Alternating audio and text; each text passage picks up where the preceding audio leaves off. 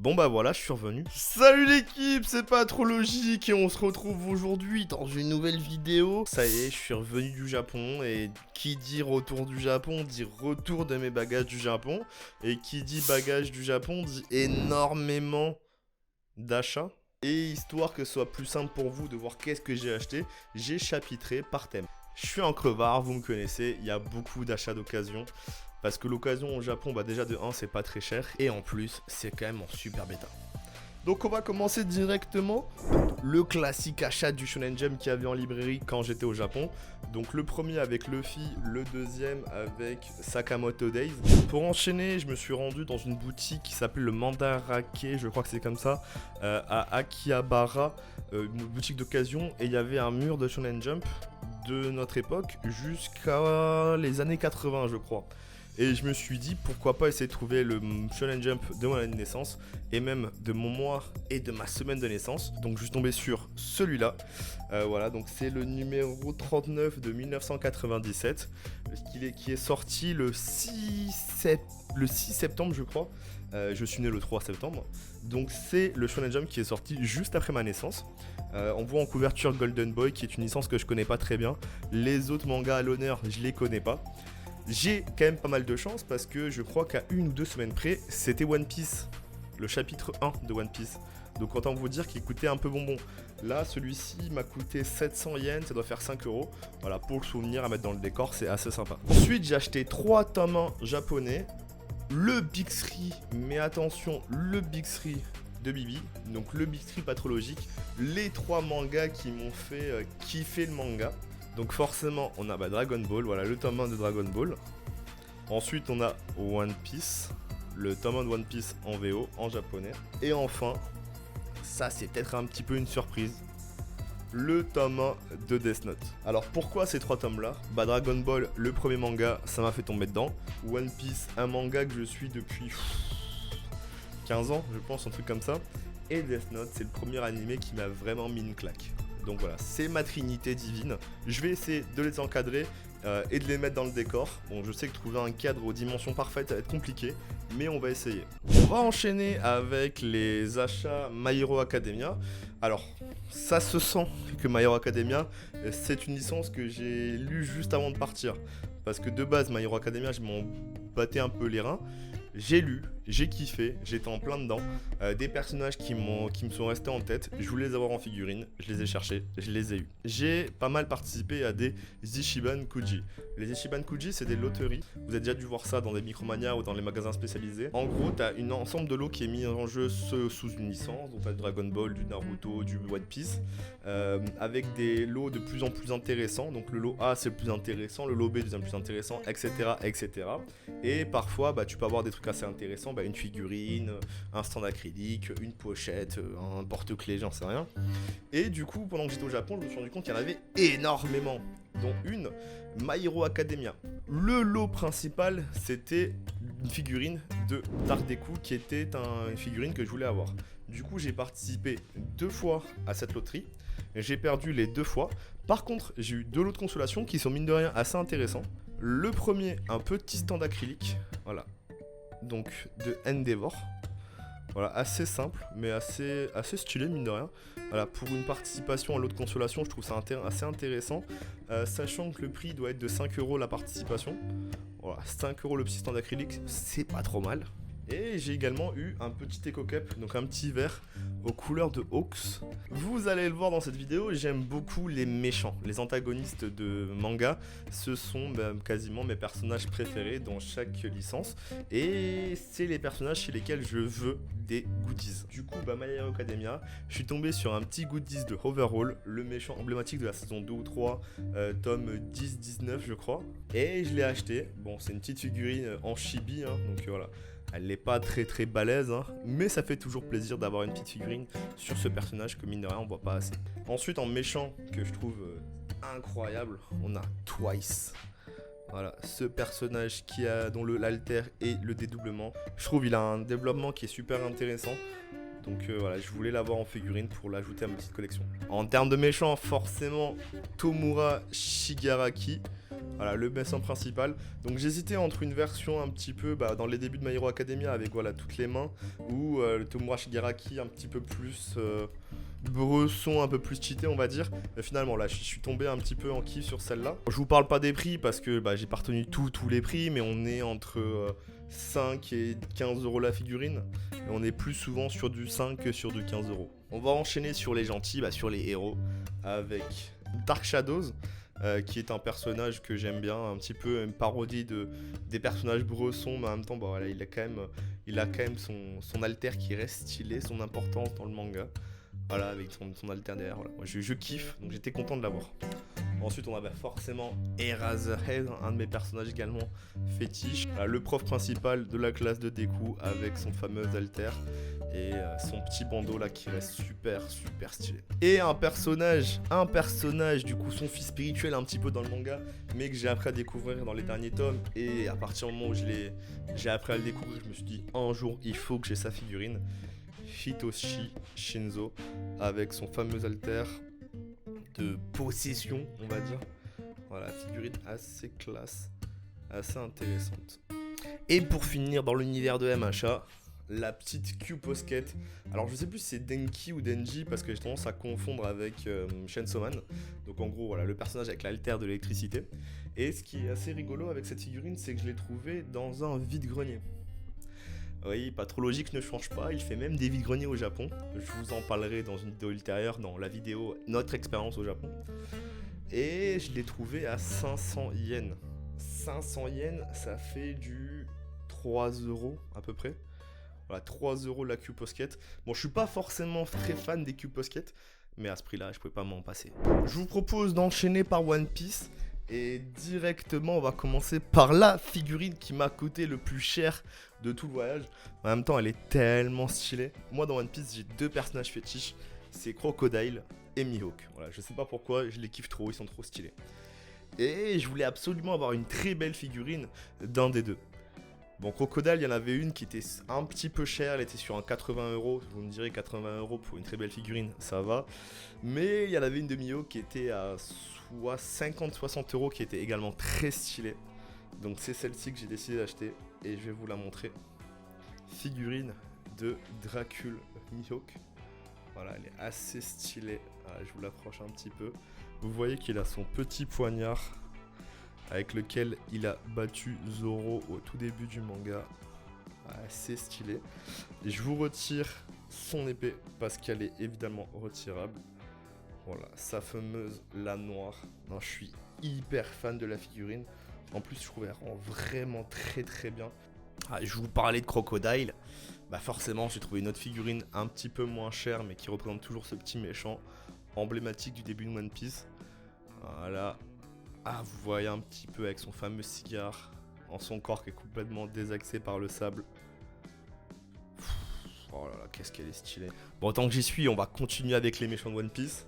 La Gecko Moria, celle-ci m'a coûté 9 euros. Il est stylé. Et je me rends compte que j'ai quasiment tous les Shichibukai. En parlant des Shichibukai, la toute petite Emips Boa en coque. Bon, celle-ci, elle a un petit socle, elle a une petite barre pour te retenir. On voit qu'elle est vraiment petite, mais en même temps, elle m'a coûté 500 yens. C'est combien 500 yens, elle m'a coûté 2,50 €. Puis voilà, je la trouvais assez mimi. Donc, elle est dans la petite collection. Toujours un Shichibukai. Le petit Doflamingo sur sa petite chaise. Comme il apparaît, je crois que c'est dans sa première apparition en fait au Gorosei. Voilà. Franchement, je suis assez fan de celle-ci, surtout qu'elle n'a pas coûté grand chose. Je crois un petit 6 € pareil. Un 6e Shichibukai. Barbe Noire. Voilà, parce que mais Barbe Noire dans ses toutes premières apparitions. On le voit avec le bidou. Il a pas le tricorne, il a pas le chapeau. Non, c'est le Barbe Noire des premiers jours. J'avoue que je suis assez nostalgique du premier One Piece, enfin du One Piece pré-Ellipse. C'est comme ça que je l'ai découvert, donc je suis un peu nostalgique de cette époque. C'est pour ça que j'ai des designs qui rappellent un petit peu justement ces moments-là de One Piece. Et en parlant de Shichibukai, un personnage qui a refusé la place quand on lui a proposé, Portgas dit Ace. Voilà, une figurine assez balèze, encore une fois, vous voyez, elle fait un peu plus que la taille de ma tête.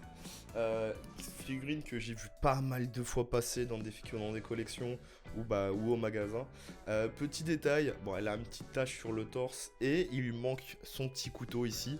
Donc je l'ai trouvé en vide-grenier, elle était affichée à 1500 yens, ça doit faire du 10-11 euros.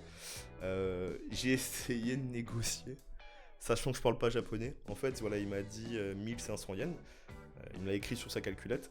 Moi, j'ai écrit 1000. Il m'a dit non, 1500. Je dis bah ok, bah 1500. Du coup, je lui ai donné mon petit billet, ma petite pièce. Et voilà, j'ai le magnifique petit Portgeist Ace, qui est pas un personnage que j'adore tant que ça. Donc peut-être pourquoi pas une figurine à faire gagner.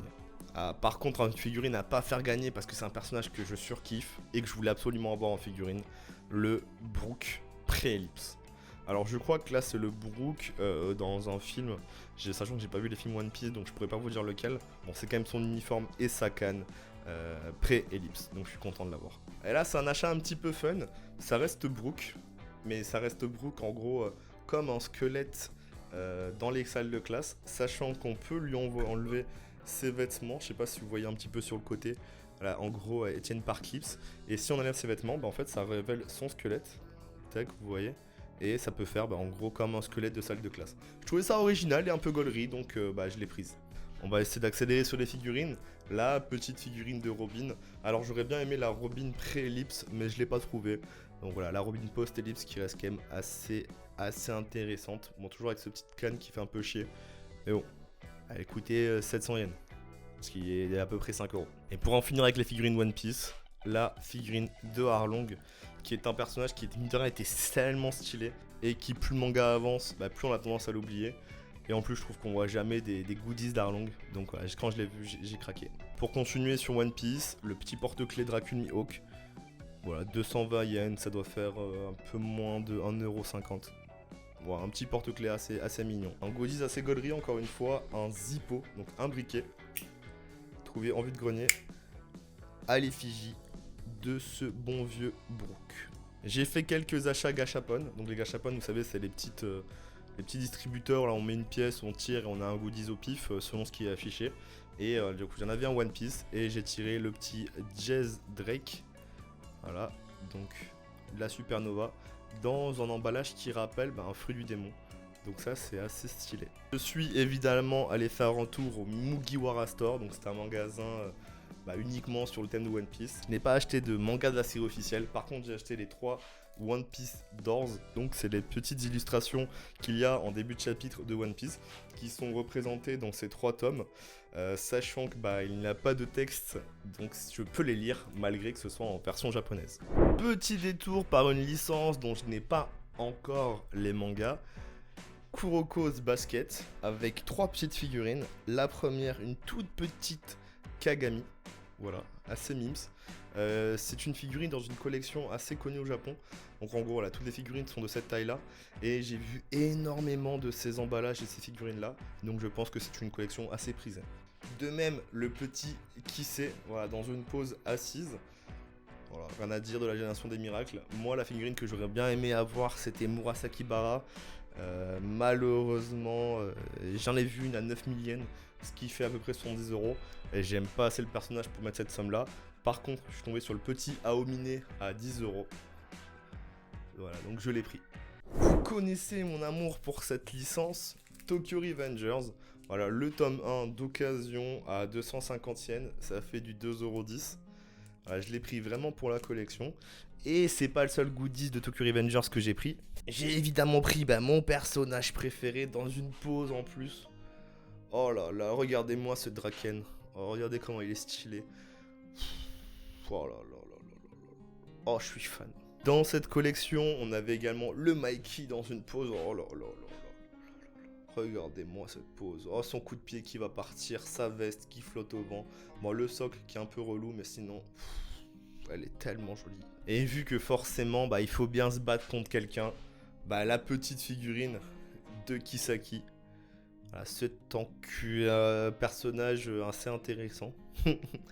Voilà, trouvé en vide-grenier, donc elle ne m'a vraiment pas coûté grand chose. Dans tous les cas, je n'aurais pas mis une grosse somme pour avoir cet enfoiré. Et un petit achat gachapon.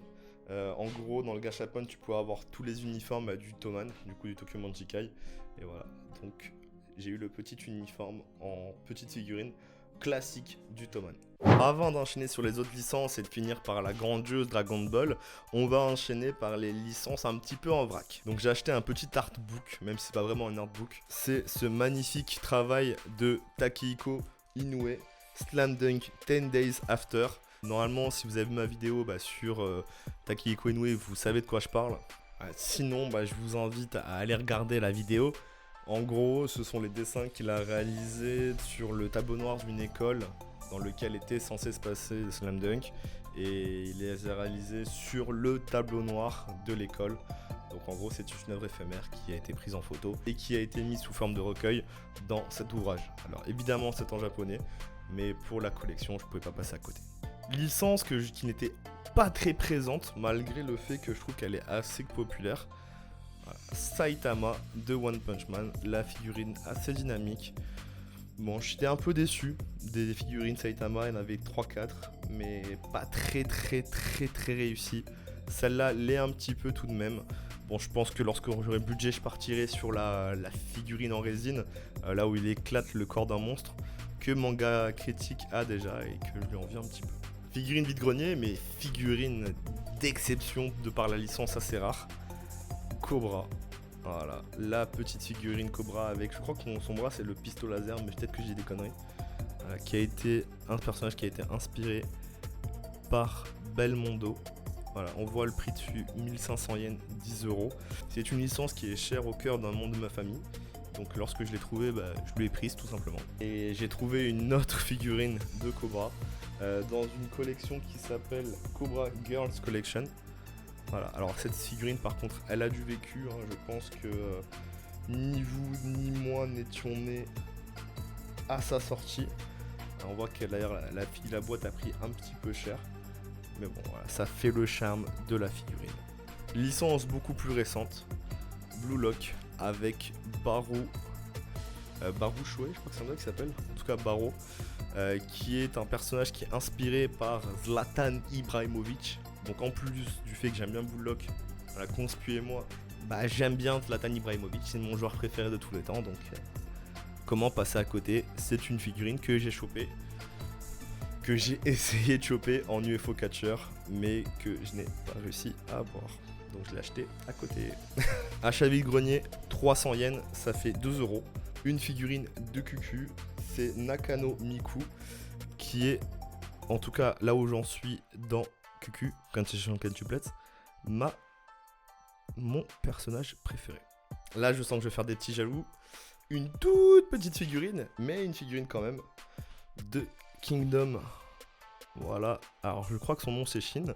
Je dis je crois parce que j'ai toujours pas lu Kingdom. Mais vu que je sens que je veux apprécier, quand j'ai eu la figurine, je me suis dit, allez, je la prends en avance. En parlant de toute petite figurine, une figurine de Beelzebub avec Baby Bell qui est sur l'épaule. J'ai longtemps pour Beelzebub, mais je crois que c'est Koga ou Toga, je sais plus. Voilà, le personnage principal. Donc la même collection que la figurine Kagami que vous avez vu tout à l'heure. Comme je vous l'ai dit, j'ai pas trouvé de Goodies Freeren malgré l'ordre que m'avait donné Ed le Fou. Donc j'ai quand même pris le tome 1 en japonais pour me rattraper. Une petite figurine de The Promised Neverland. Voilà, avec le code qui va avec le personnage sur son petit bloc. C'est une collection de figurines que j'ai vu pas mal de fois au Japon. Donc là, avec un petit bloc et le personnage qui est un plus ou moins allongé dessus. Voilà, il était au vide-grenier, il n'était pas très cher, donc voilà, je l'ai pris. Les 2 derniers tomes de Top Gaiden, qui ne sont pas pour moi, mais pour un collègue youtubeur. Vous verrez ça en temps voulu, selon ses envies. Sachant que je les ai pris en bravant un typhon, littéralement. Pour continuer sur les cadeaux, un petit cadre Captain Tsubasa, voilà, que j'ai trouvé au Daiso. Daiso, c'est un 100 yen shop, donc en gros c'est un magasin où tes prix sont assez bas, comme tout à 2 €, je crois que c'est un magasin en France ou comme Action. Voilà, je l'ai trouvé là-bas, donc je l'ai pris. Parce que j'ai un proche qui aime beaucoup Captain Tsubasa. Un petit Ryuk, dans la même collection que la figurine Kuroko et la figurine Beelzebub. Il est assez mignon. une figurine que j'ai gagnée à un Ichiban Kuji, puisque c'était The Last One. Donc en gros, The Last One, c'est le dernier lot à gagner. Lorsque tu achètes le dernier petit ticket, bah tu l'as. C'est le magicien sombre de Yu-Gi-Oh! Dans sa couleur de la carte du jeu et pas dans sa couleur de la carte du dessin animé. Voilà, je la trouve vraiment magnifique. Et en plus, un goodies Yu-Gi-Oh! C'est assez rare, mine de rien, si t'enlèves les cartes. Et pour le dernier achat de la catégorie vrac, 2 gachapon de Blue Giant. Parce que mine de rien, j'ai quand même réussi à trouver des goodies Blue Giant au Japon. Plein dans la vibe du film qui vient juste de sortir. Donc voilà, le petit porte-clés qui est assez sympa. Et le petit badge avec les 3 membres de Jas. Donc je suis quand même assez content d'avoir trouvé ces goodies. Parce que Blue Giant, c'est un manga qui vaut la peine d'être lu. Et qui me vaut même la peine d'être vu parce que dans l'avion du retour, il y avait le film Blue Giant sous-titré en anglais, donc j'ai pu le voir. On passe à une licence que j'avais pas du tout prévu d'acheter, mais j'ai trouvé des bons prix au vide-grenier, donc je les ai toutes achetées là-bas. La petite figurine assise de Tanjiro de Demon Slayer, en train de manger ses petits onigiri. Dans la même vibe, alors j'ai oublié son nom. Je sais que c'est un déplié, qu'elle utilise le poison, mais après son nom je l'ai oublié. Voilà, dans la même vibe, le pilier en train de manger le petit onigiri également. Alors, encore pire pour son nom, alors lui, c'est le personnage qui apprend à Tanjiro à briser le petit rocher au début, enfin le gros rocher au début Demon Slayer. Voilà, qui est dans un petit futon. Lui, je l'ai eu à 100 yens, donc 70 centimes. Et la figurine assez balèze de Zenitsu. Bon, alors rien à dire de particulier. Elle est assez grande et assez lourde. Et pour finir cette vidéo, je ne pouvais pas passer à côté du fait de ramener des figurines de ma licence préférée, de mon manga préféré, Dragon Ball. Et il y en a beaucoup. Déjà, on va commencer avec un petit stand acrylique, tout mims. Voilà, de la Kame House avec Goku à la fenêtre. Le Gohan Super Saiyajin du film Dragon Ball Super Hero, je crois. Donc voilà, moi je pensais juste que c'était un Gohan Super Saiyajin. Quand j'ai vu que c'est Dragon Ball Super, j'étais un peu déçu. Mais bon, la figurine en reste pas dégueu du tout. Voilà, avec le petit doré sur les cheveux, j'aime beaucoup. Une figurine qui m'a coûté un bonbon, la Yamcha. Parce que Yamcha est un personnage que j'adore, malgré tout ce qu'on peut dire sur lui. J'adore son design, j'adore son histoire, j'adore ses techniques. Bon, il est nul, hein, mais il n'en reste pas moins hyper stylé. Et là, on est sur une figurine, je crois que c'est History of Rival, la marque.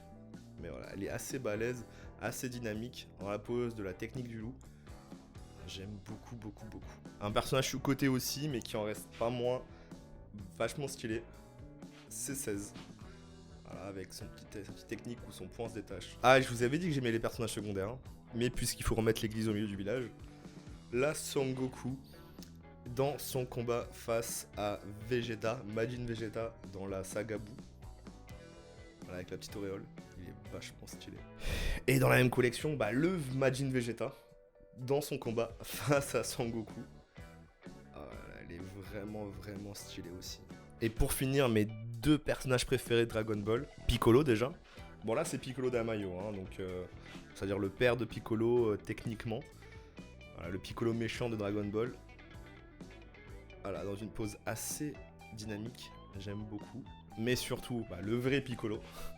Voilà, le Piccolo Dragon Ball Z, qui est mon personnage préféré, je crois, de Dragon Ball. Voilà, en train de faire le Makako Sampo.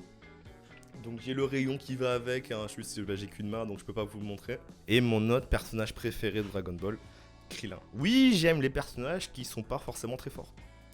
Voilà, Krillin dans la saga Freezer, en train de réaliser le Kienzan. J'ai oublié le nom de la technique. Ouais, je crois que c'est le Kienzan. Voilà, donc il y a le rayon qui va avec, hein, mais je vous le montre pas parce que j'ai qu'une main. Donc voilà l'équipe, c'est tout pour ce bilan achat du Japon. Comme vous l'avez vu, il y a énormément de figurines. N'hésitez pas à me dire en commentaire quel est le goodies que vous avez préféré, à mettre un like si la vidéo vous a plu, me dire si le décor va vous manquer, et à vous abonner pour voir la suite. C'était pas trop logique. Salut l'équipe. Voilà.